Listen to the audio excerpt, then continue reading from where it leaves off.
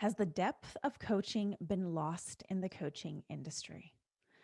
Join me and Jessica Benstock for a deep dive conversation that will reveal the myths found within our coaching world. Now, in this very episode, you will learn what it really means to be a trauma informed coach. And I promise you, it's not what you think it is. The truth behind the pedestals that we place other leaders or even ourselves on. Why no coach is truly a master coach. What it really takes to hold space as a coach, and what it truly means to be on a journey of mastery. Now, Jess Benstock is a seasoned coach, a somatic and subconscious healer, and leadership mentor for 6 and 7 figure female entrepreneurs and executives, and a teacher of trauma informed multimodality coaching and facilitation techniques. She comes from an extensive background and pulls from 11 years of training and teaching in a wide array of healing modalities, including somatic hypnotherapy, subconscious reprogramming, trauma therapies, North, Central, and South American shamanic traditions, Western esoteric meditation, and so much more. This is a conversation that you're going to want to tune into and listen to the entire episode. I always thoroughly enjoy my conversations with Jess. Now, just as a reminder, my new book, Potent Leadership, will be released this summer.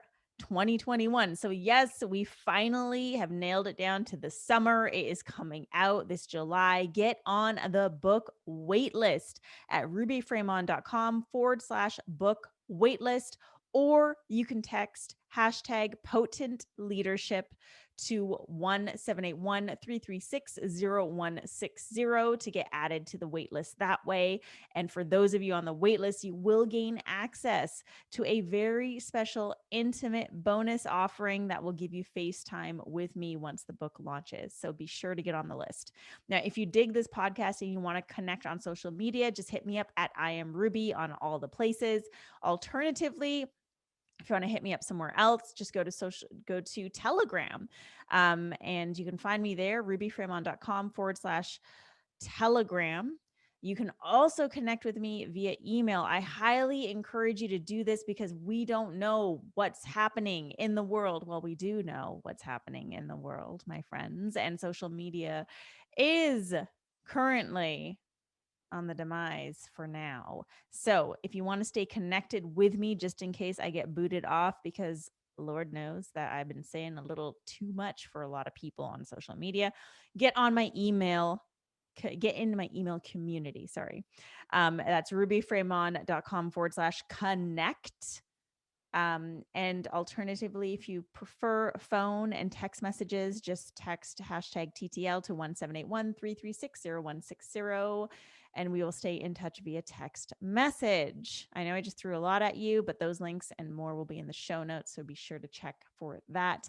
Now, whether you're a loyal thought leader or a brand new listener, please take a moment right now to hit pause and download a few episodes. I suggest 3, and drop a rating and review on iTunes. Now, it is time to dive into the reason why coaches aren't masters with Jessica Benstock.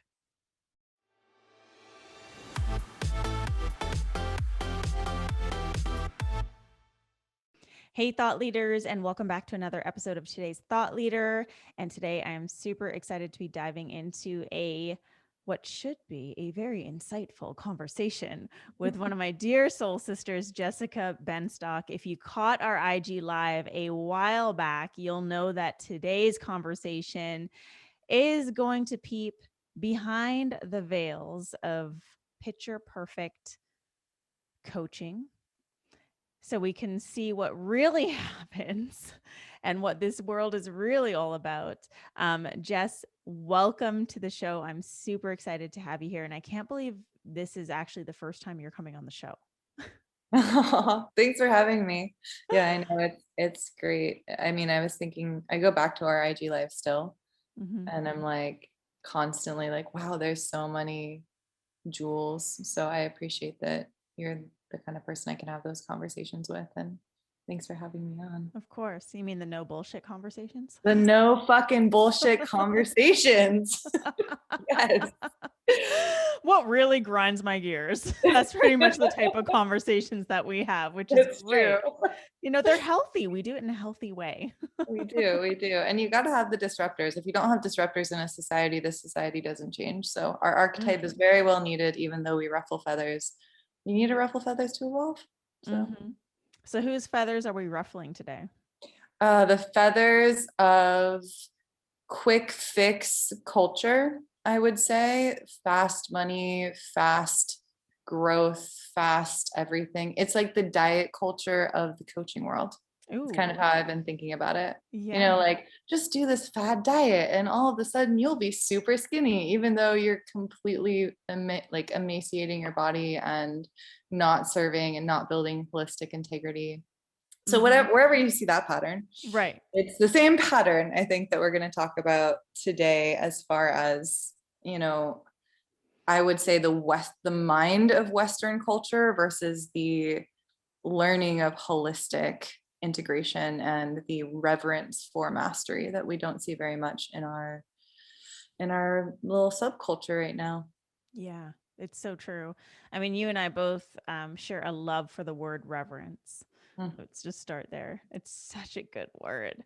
But it's true. When it comes to mastery, it's almost like people want the quick ride, the quick path, the quick road to mastery, just so that they can call themselves XYZ, the master at, the expert at, the guru at.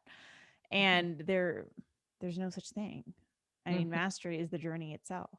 And people are so, I think the digital world has made it seem even more enticing to get things quick, because we see the instant results, the instant ROI, the instant validation, and it's created this like instant noodle type of mentality, right?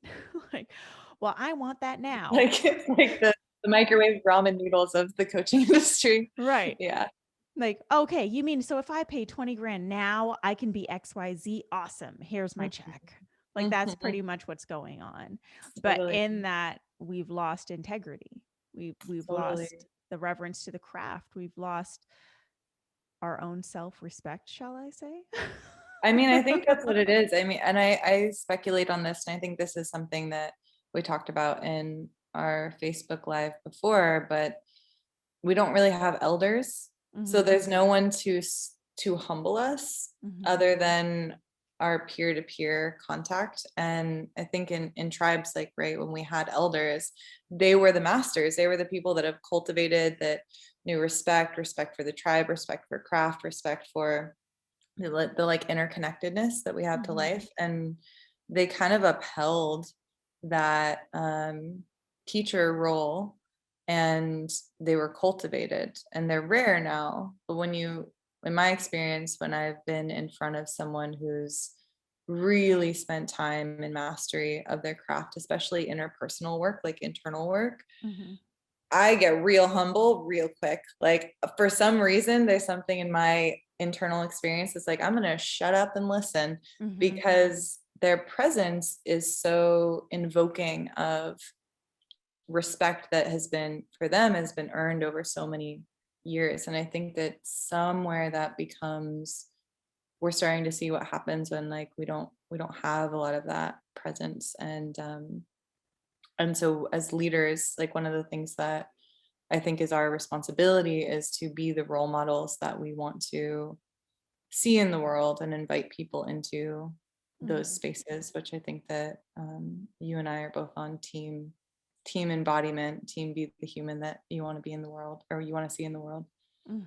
Yeah. And that's what's missing, I think, is the embodiment piece of it all too, right? When we don't have, first of all, I love what you say about the elders. And when we don't have those people, I mean, yes, we have our parents, yes, we have our families, but we're talking about like the real wisdom keepers, of the tribe. And when you don't have that, that leaves space for people to come in and assume that role without any sort of lineage whatsoever. And you can think of the online space like that, right? Like people are just coming in, putting whatever they want in their bios and assuming a role of whoever they want. Yeah. Well, and that's one of the things too about when we get into talking about trauma informed and trauma trained. Only recently did I realize there's a lot of people that are saying that they're trauma informed because I think, right, if innocent before proven guilty, right, in my mind, which is a very good practice for me because I have a part of me that can be like hyper judgmental of myself, and it can reflect in other people.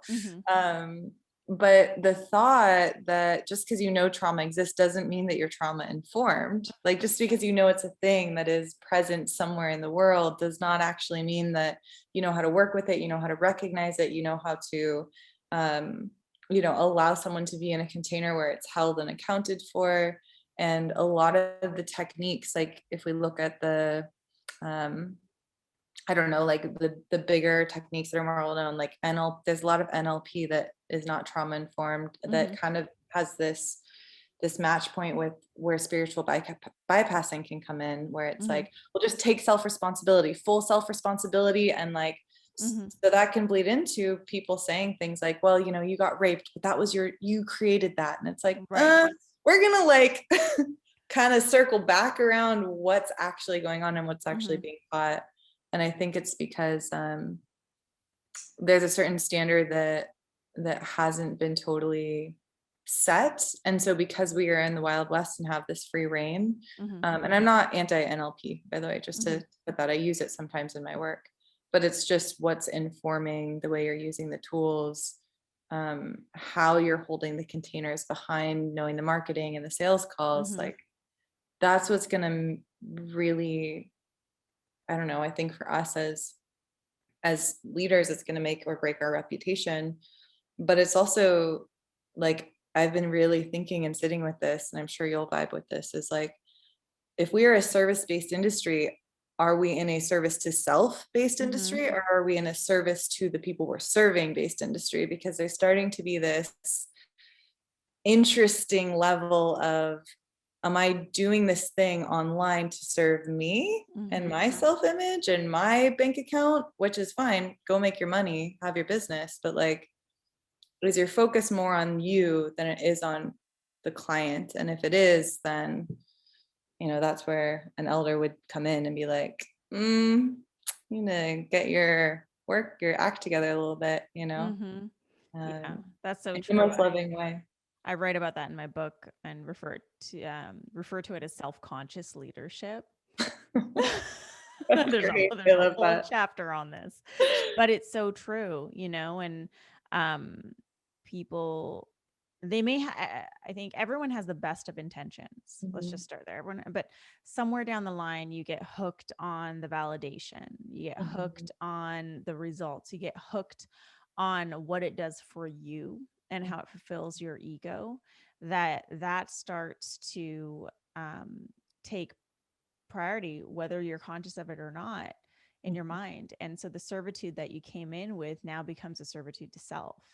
Totally. And that, you know, people, I know, just because I know you're probably the type of coach that will call out your clients when you witness that. Definitely, And I do as well. And with love, you know, for the betterment of our clients, to support them.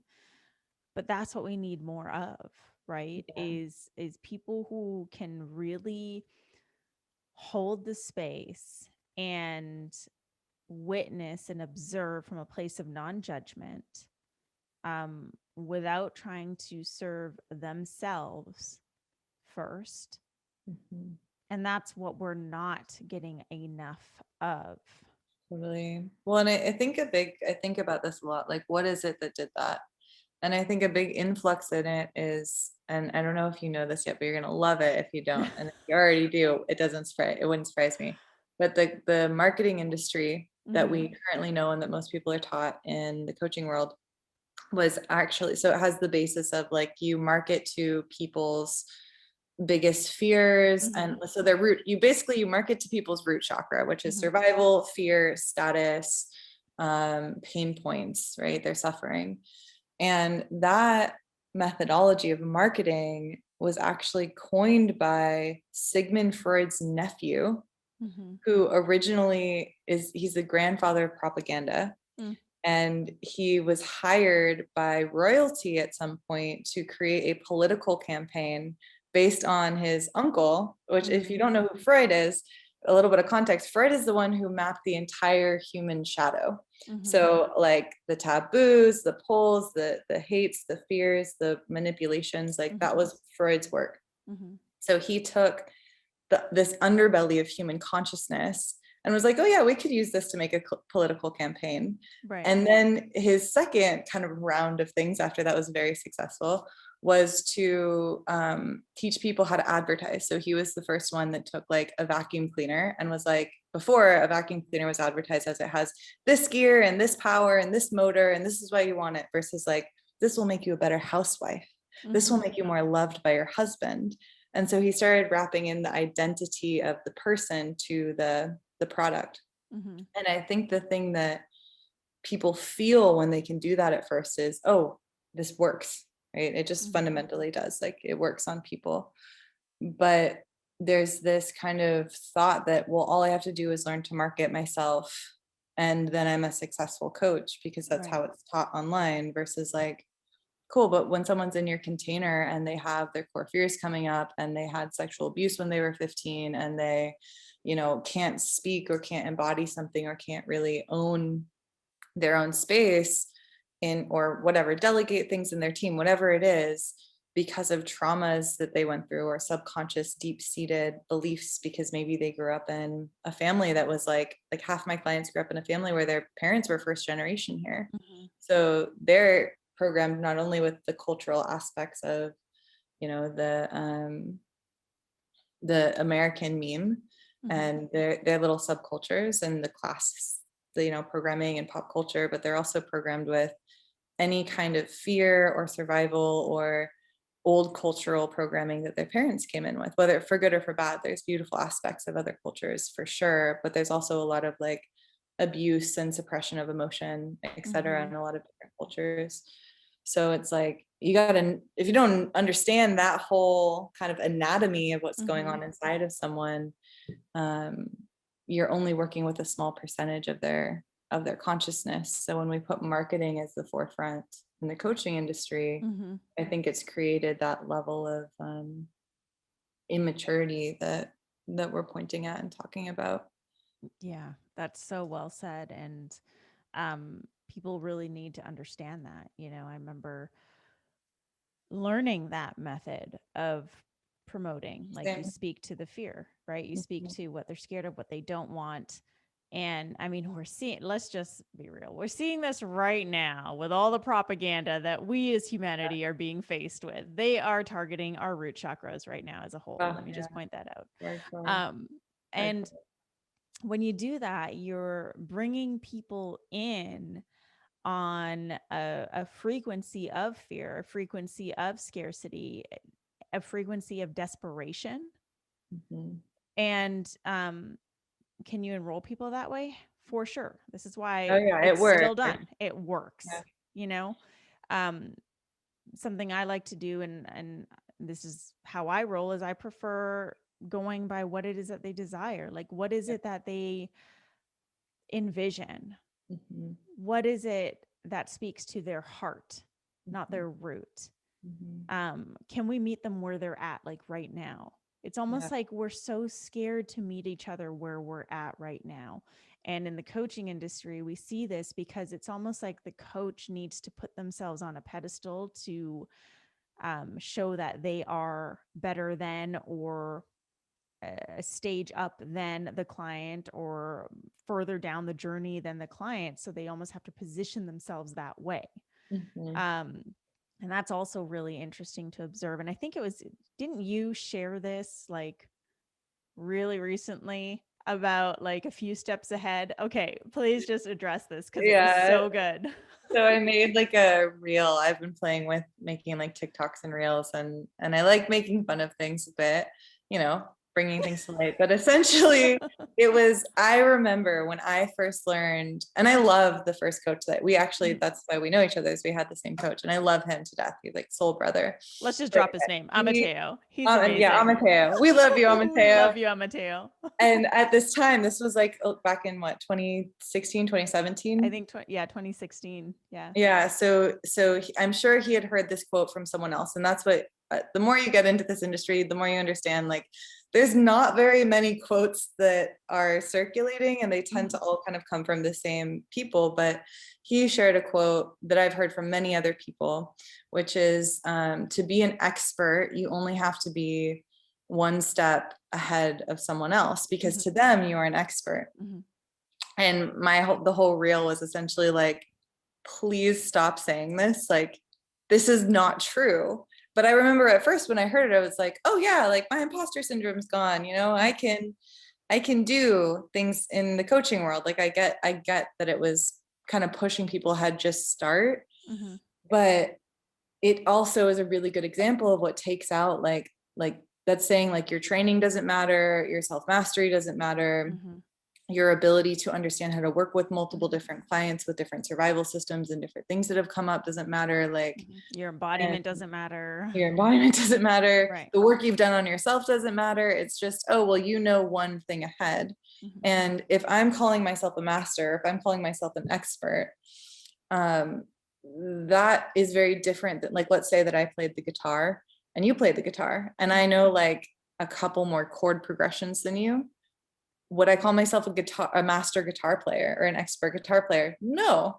Like nowhere else would you do that. But for some reason, this rhetoric is being passed around of you know, that all you need to do is be one step ahead to be an expert or a master. And it downplays, and I think with the term reverence, like we lose reverence for the work that it takes to cultivate oneself, to move through your own shit, to move through your own shadow, to hold space for the depth of someone else's stuff and not project on them or not go into your own internal questioning of yourself as a leader. Like that takes work. That's not just, oh, I learned one more thing in my self-development book yesterday than my client knows, which is great if that's part of it. But if that's all you're relying on, ooh, like it's a slippery slope as far as like how you can hold the integrity of a container.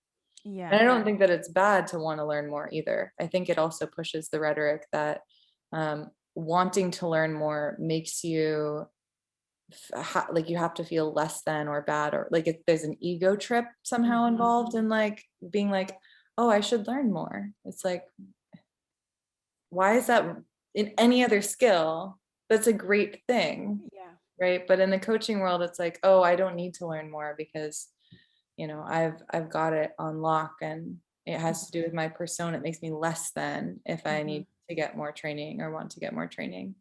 And I'm just like, ugh.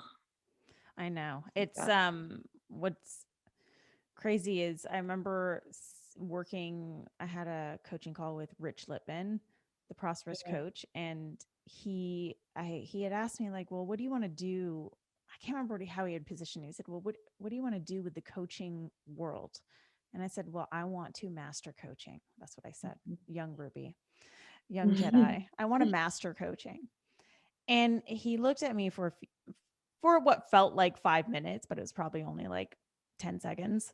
And he tilted his head and he looks back at me and he's like, but why would you want to master anything? And I was like, I don't really know the answer to that question. And he said, and if you'd mastered it, coaching, what else would there be to learn?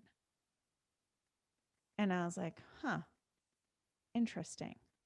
And that was what got me going on the whole idea that the journey itself is the mastery, the commitment to it, the devotion to it, the devotion to learning, to uncovering more. Like that is mastery. And one of the other things that came up was, you know, you've probably heard this, and I think everyone who's listened has probably heard this at some point in time if you're in or around the coaching industry. You know, Well, you've gotten yourself from rock bottom so you can coach other people through their rock bottom. Oh, that's such a dangerous. I haven't actually And it's heard like, that, but that's oh my so God. dangerous. Oh, yeah. There is I mean, I've heard some very huge names, which I will not name here. Very huge, well respected, well known names in the coaching, personal development, spiritual development world say this. And look, just because you've peeled yourself off of rock bottom, just because you have, um, come out the other end through multiple suicide attempts or through abuse or healed through rape, trauma, anything like that, doesn't mean that you are equipped to coach someone else through it. Yeah. Yeah. Coaching is a true skill set. And that's what I think people don't really comprehend. Like somehow, and I don't know if you get the sense, but somehow coaching got mixed up with like consulting or advising, or Yeah. even like, well, I can be the friend that just knows better and I can walk you through Yeah. this. That's it. That's totally it. And that's one of the things that I because I've been like piecing apart, like, okay, how do I understand this? Like, Right. why, how did we get here? What's going on? And one of the things that I hear up to the point of like consulting, I have heard so many people in the past year that come, for some reason, they come to me, probably because like you probably have this too. Like, I'm a safe space. They know they can say anything. I'm not going to, judge them. I'm not going to tell anyone their secret safe with me. But unfortunately, they're coming to me and saying, yeah, I had this coach that they just talk the whole time. Like I say two things and then they just like spend the rest of the call just talking at me and giving me advice from their perspective and telling me stories about their life. And I think part of the reason why I was like astonished, one, is because, oh, that's what's happening in people's containers. Like, how do you expect that to change anyone? Someone could go watch TV, that same thing. Or call And any two, other friend. yeah, exactly. Like someone they're not paying thousands of dollars for. Yeah. And then two, there's this interesting thing where people, I think, because we're still not yet at a collective emotional maturity where we can have conscious confrontation that is very real, like people were afraid to tell their coaches this because they didn't want to stand in the fire of that conversation, or they hadn't cultivated something in themselves, so they were afraid to actually bring it up in the sessions, to which I had to coach them through, hey, like, let's be present with that emotion of fear so that you can stand in your own self-worth enough to ask for the kind of help that you need directly. And if some of these people didn't, some of these people did, but it makes me think about, well, fuck, how many people are having clients that aren't even telling the coach, hey, this isn't helping me.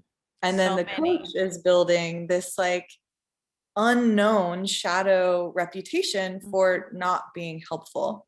Right. And that all comes from the fear of confrontation, the fear of understanding how to grow. And again, like on the coach's end, the fear of proper training to understand how to get someone from point A to point Z in a transformational process. But yeah, I think these catchphrases we're talking about are more powerful than that I gave them credit for, anyways, of people being like, oh yeah, it's fine and I'm doing it and I can just trust that this is my process and journey. And to a point, totally 100%. But along the hero's journey, if we don't have like what you're talking about of being an eternal student, that's what I call it, like the mastery of, well, I call it that, but someone else told me that.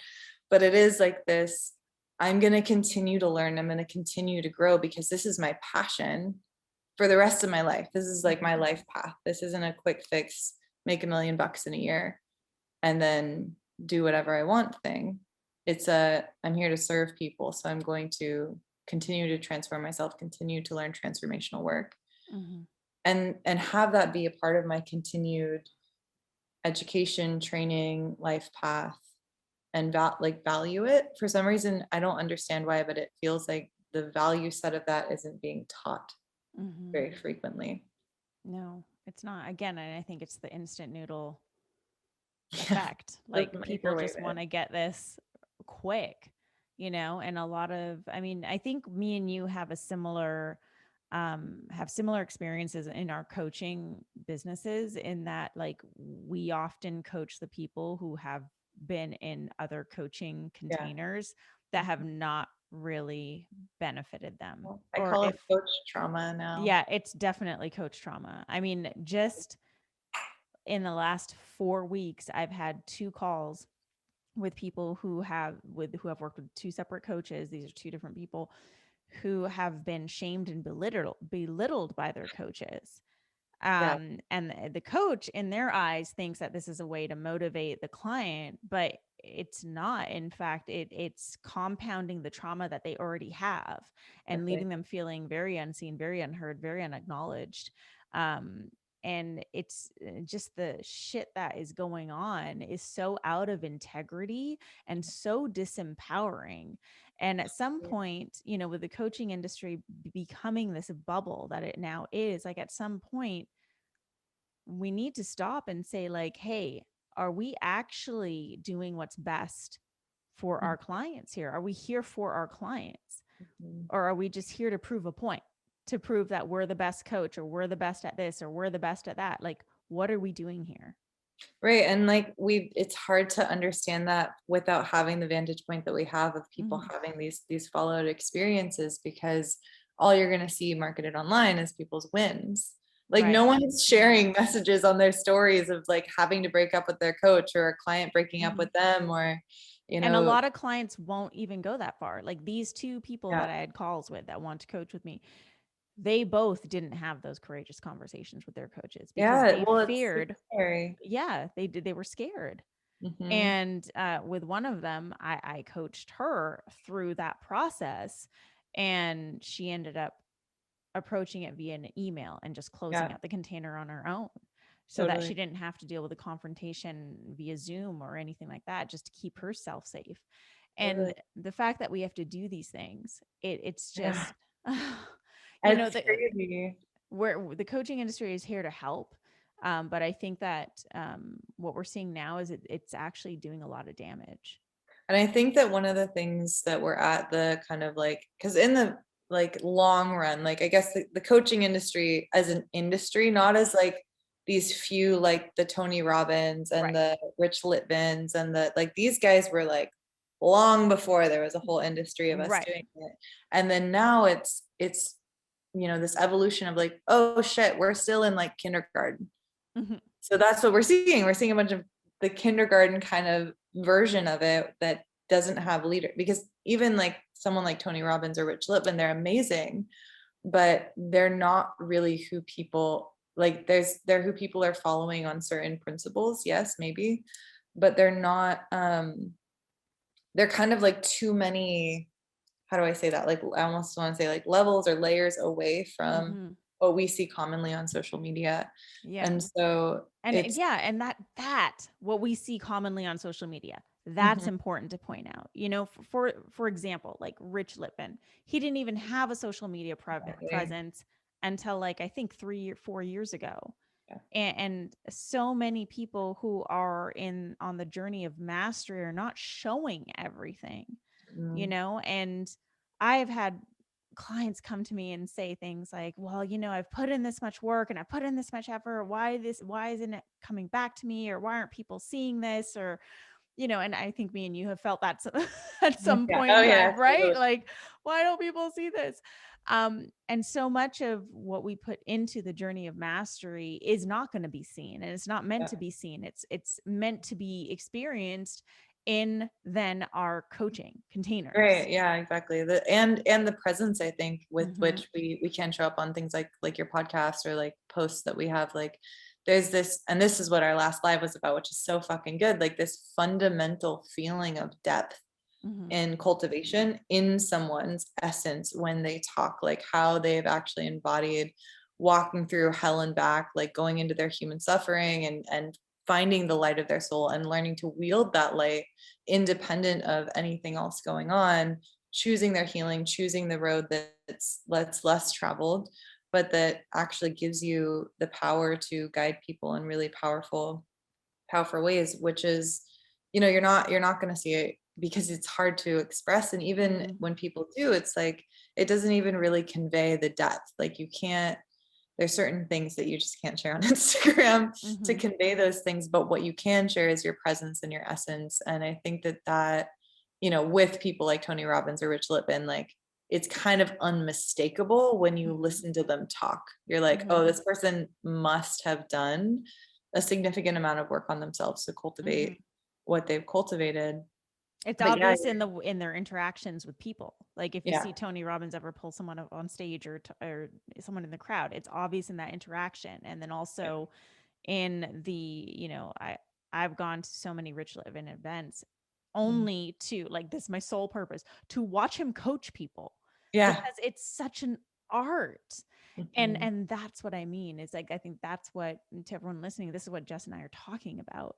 It's that presence, is the embodiment of it's the ability to even just hold space and not say anything. I mean, that's something that a lot of my clients at this recent retreat had commented on. It's like, you can just sit there and be silent for so long.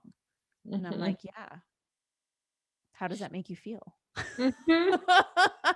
But it's allowing space for the client to feel uncomfortable and be in their discomfort. Like, these are the little skills that we pick up, not just through like a learning through certification, but also through the experience of knowing, of doing this over and over and over again, of working with different types of clients who range with different backgrounds. This is the journey of mastery. And so you can definitely call yourself a coach in your bio, release some courses, and establish yourself as an online expert.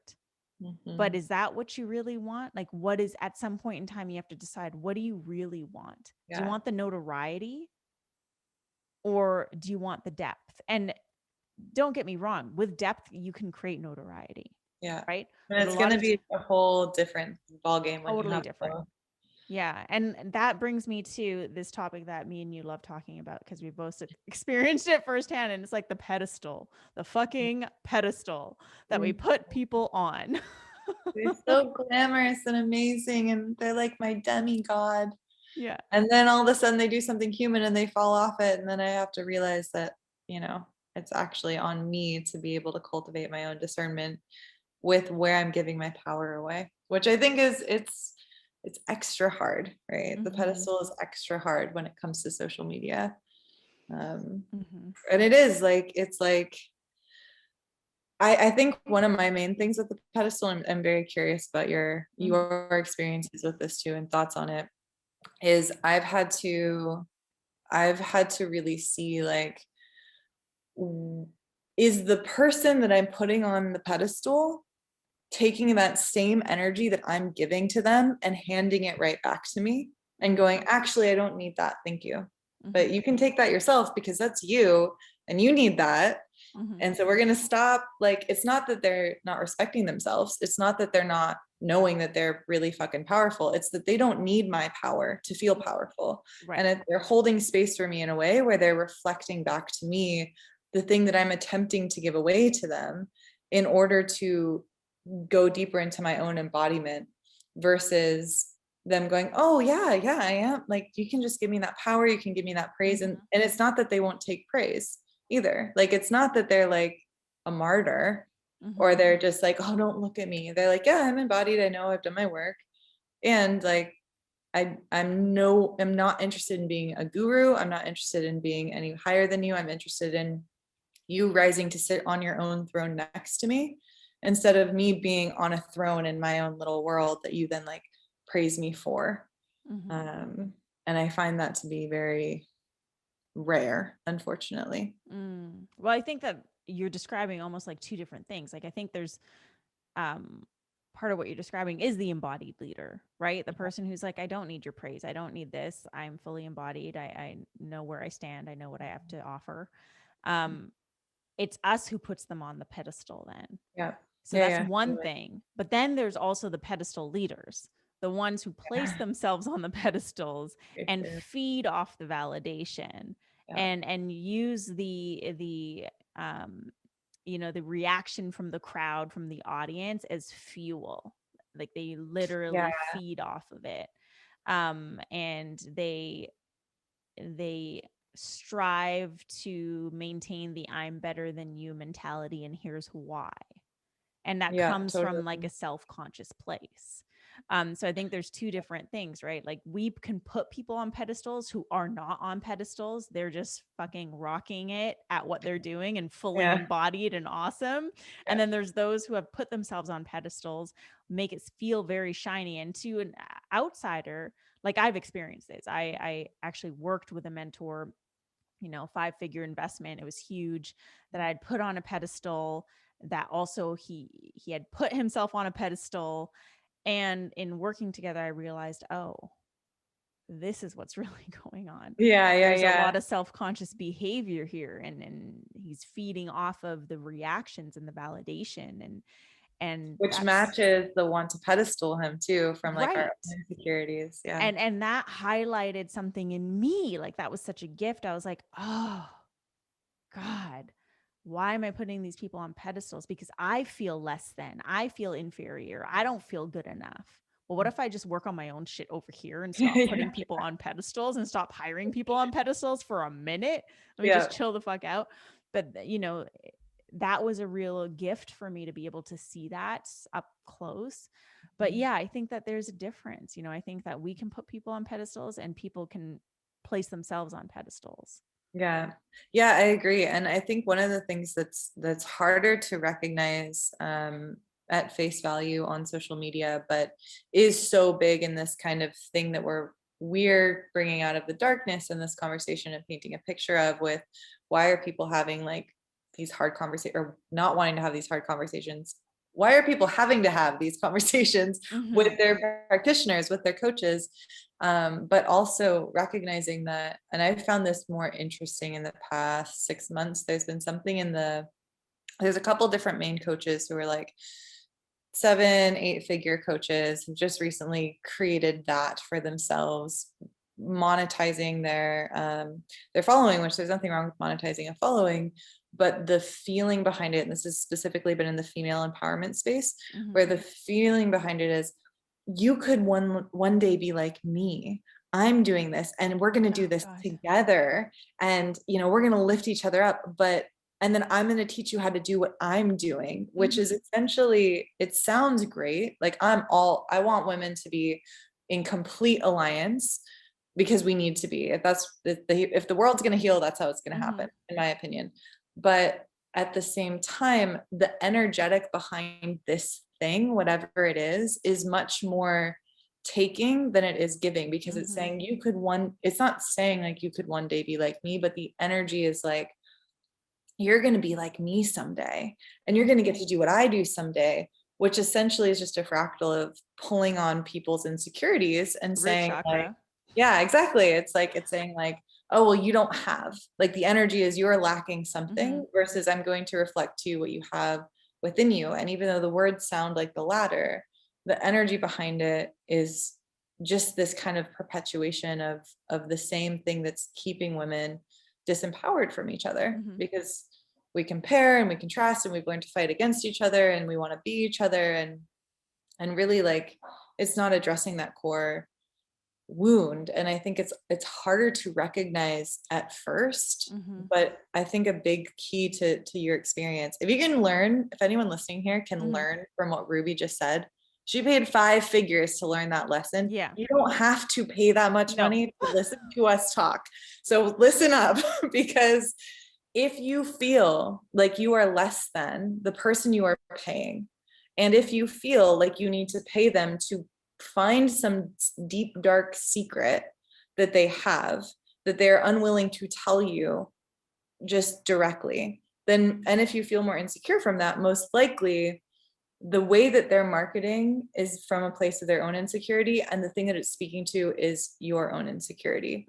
And so if you can spot that quick, it's really, really key and important. If they can't tell you what they're going to deliver to you, it's most likely, like, I don't know, there's things that get wrapped up in that dynamic where it's very elusive. And I just hope that less people have to spend the amount of money that you spent to learn that lesson, because I know a lot of people that have spent more money then you had to learn that lesson, which is fucking crazy to me. That's someone's life savings. That's a Porsche. That's, you know, yeah, it's something that could be spent on like a down payment for a house, to be like, okay, wait, hold up a minute. And clearly you're a phoenix, so you're going to rise through it and like turn it into fuel. But unfortunately, not everyone has that level right. of willpower available to them. Yeah, if I was not the human that I am and have done the work that I've done, I could have been in that situation and left feeling less than. Yeah. Yes. Um, and instead, I left feeling super empowered, um, with a huge realization that supported me on my own journey. And let me just say this, like, that doesn't make this specific coach bad or wrong or anything. He's just on his own journey, period. And that's what we have to remember, right? Like, at the end of the day, everyone's human. Everyone's kind of just doing their thing, navigating life to the best of their abilities, right? Totally. And that's why, you know, and this whole idea of like a coach, um, if any one that you're working with in personal development somehow leaves you feeling less than, like, exit the building now. You know, exit the building immediately. Just leave the container, because that's not how it should be. The coach should be meeting you where you're at, should be able to see you where you're at, should be able to recognize you and acknowledge you where you're at, um, versus making you feel shitty for where you're at, because that is not helpful to anyone. That's not conducive to your growth at all. Yeah, totally. And it's like one of the most powerful things that I found is when people can hold me. And again, like the people that I found that can hold me the most and the deepest have done a significant amount of work on themselves and holding themselves in their own insecurities and challenges and pains and dark places, and also have learned how to properly work with different nervous systems, different traumas, different experiences, different emotional charges, understanding the programming behind different cultural backgrounds or contexts. Like when they hold me, it's still confronting. It's not that I don't have the experience of, oh fuck, like I feel like my shit's coming up and projecting on them and I feel less than, and I'm questioning myself. Because when someone holds a lot of presence, it's normal to be like, oh shit. Like when your clients that you're talking about at your retreat, like when you sit in real pure silence and you're just completely present with someone, that's intimidating as fuck to parts of us that aren't used to being seen. It can poke all the triggers. Yeah, totally. And so it's not that that doesn't happen, but it's that it's not coming from a place of them they're not putting you down. No, They're not manipulating you. it's They're for not. your benefit to Exactly. bring the things to the surface. It's like, something that came to mind is when I think a lot of coaches just want to fix things for their clients so that it can show up as like a good story on the track record. Like that's what it really, I need to prove myself, so I need to fix this thing. Whereas, can you just hold the client? Like, can you just hold the client where they're at, let them cry without trying to fix it? Yeah, And which I let them think go through the process. Yeah. Well, if you haven't done your own emotional work, like I did a IG live a while ago about like the thing that when I was 18 and I went to my first hypnotherapy training and I didn't know that there was the word therapy at the end of hypnotherapy. I was like, past lives, that sounds fun. I'll be trained to be a hypnotherapist. And then on day 2, they're like, okay, so we're going to talk about what happens when you work with someone that has childhood abuse. And I was like, excuse me, like what? And so people are like crying and rageful, and the expression of grief and intensity in the room was so raw. And I remember this visceral experience of fear and like, wait, you got to make it better, like calm them down, like it's okay. And then realizing after 24 hours of that in that course or whatever a day, I was experiencing my own disconnection, really because of our culture's disconnection from emotions to my own emotions and my own depth. And I think that that is pretty common, that in an unconscious way in people, of like when emotion comes up, we're supposed to like make it all pretty again, make it go away, calm it down, put it over there.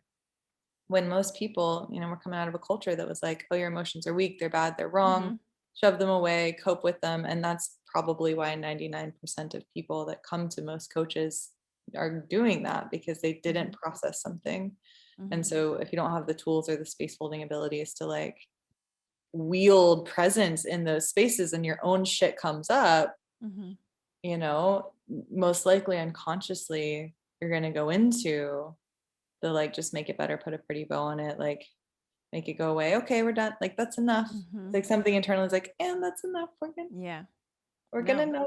And then let them go through that process, because it's so powerful. I mean, there's been, I do this, I love doing this at retreats, and if someone's crying, it's like letting everyone else in the room know, like, let them be in their process, don't even pass them a Kleenex, like just that one thing, like passing them a Kleenex, like takes them out of their experience. Yeah, because then they have to be like, oh shit, I'm in a room full of people, versus like letting the whole thing fully move in the rawest expression. Have you heard of Martin Pritchtel?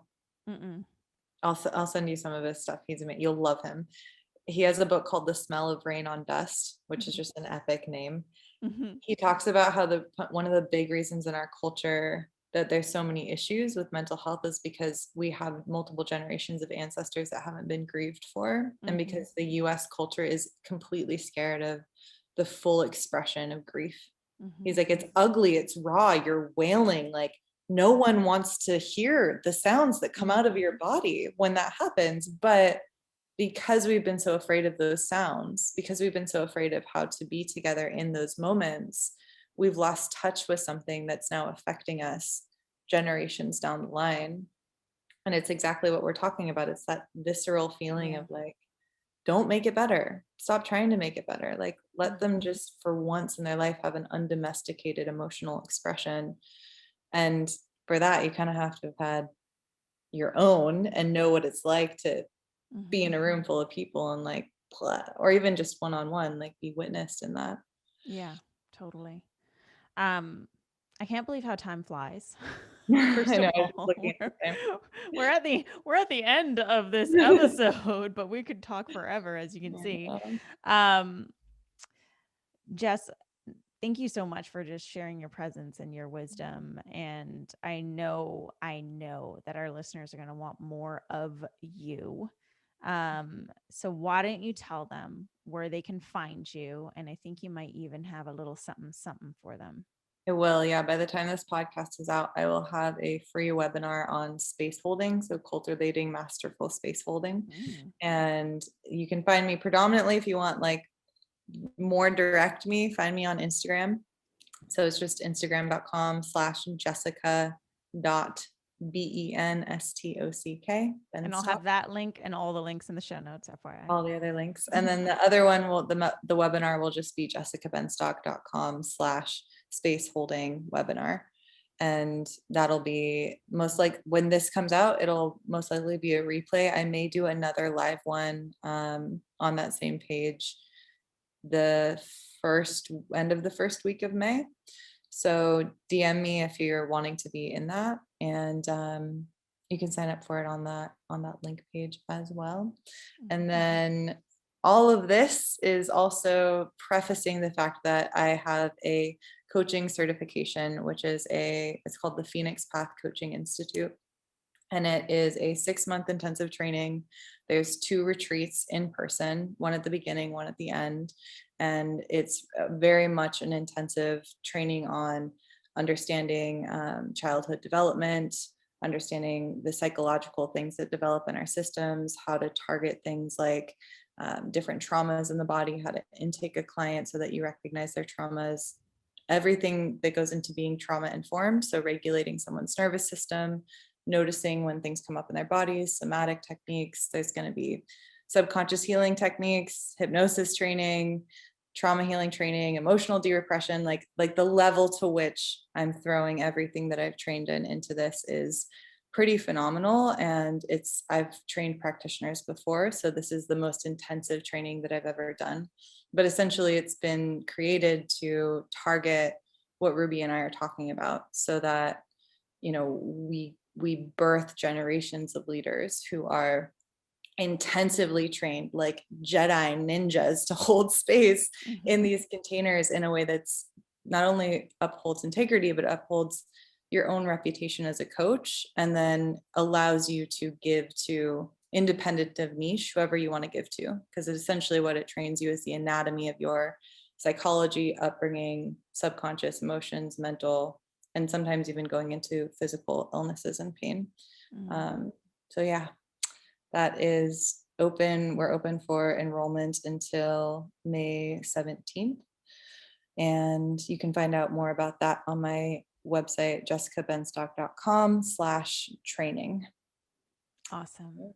Highly recommend that program for anyone wanting to deepen their coaching skills or enter this world of coaching. That link will be in the show notes along with everything else.